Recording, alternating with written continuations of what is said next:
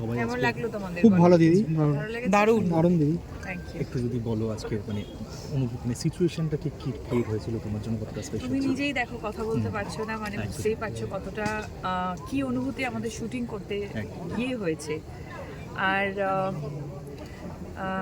কি বলবো, মানে আমার তো যেটা এক্সপিরিয়েন্স হচ্ছে সবসময় এটাই মনে হয়েছে যে ভগবান আমাদেরকে ঘিরে সবসময় প্রতি মুহূর্তে যে আছে সেটা আবার করে প্রমাণ করে দেওয়া।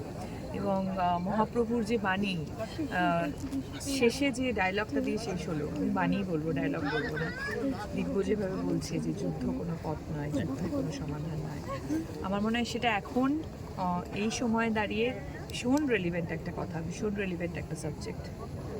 আর দিদি, বাংলা সিনেমা এইভাবে পুরী জগন্নাথ দেবের ওখানে গিয়ে শুটিং করে এবং একটা বড় একটা জার্নি ছিল, সেখানেও এক্সপিরিয়েন্সটা কেমন ছিল যদি বলো। এটা তো একটা ইতিহাস, কখনোই কোনো শুটিং কেন, সকলে এটাই বলে যে পুরী ধাম, মানে পুরীর ধ্বজা মানুষ দেখতে পায় না, ওখানে পাও রাখতে পারে না যতক্ষণ না জগন্নাথের ইচ্ছে থাকে। সো সেই জায়গায় আমরা মন্দিরে গিয়ে নিজেদের অভিনয় প্রদর্শন করতে পেরেছি, নিজেরা সকলে প্রত্যেকে নিজেদের কাজ দেখাতে পেরেছি, এটার থেকে বড় পাওয়া আর কি হতে পারে।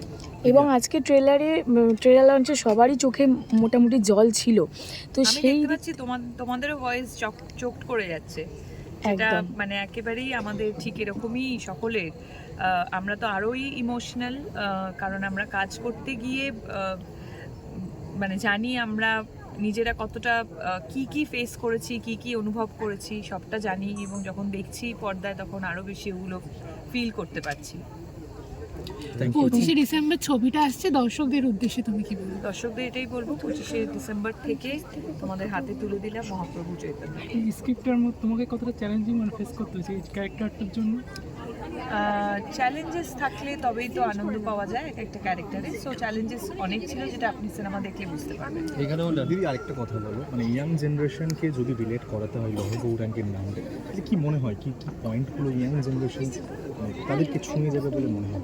আমার মনে হয় young generation are very smart, they are very sharp. তারা ঠিক ভালো জিনিস খারাপ জিনিসটা ঠিক বুঝতে পারে। তো সেই জায়গা থেকে আমার মনে হয় মহাপ্রভুর, দেখো 500 বছর আগেকার গল্প এখনও আমরা শুনছি, এখনও আমাদের কাছে রেলিভেন্ট। সেটার থেকে বড় কিছু আর কি বলবো তোমাকে, বলো। আমরাও যতটা বিশ্বাস করেছি, আমার বিশ্বাস আমাদের আগামী প্রজন্ম ততটাই বিশ্বাস করবে। Thank you. Thank you.